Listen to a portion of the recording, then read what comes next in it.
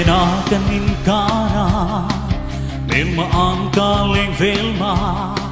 Sela Dik na rorel na turin Sel na ang kazangkuanang no seli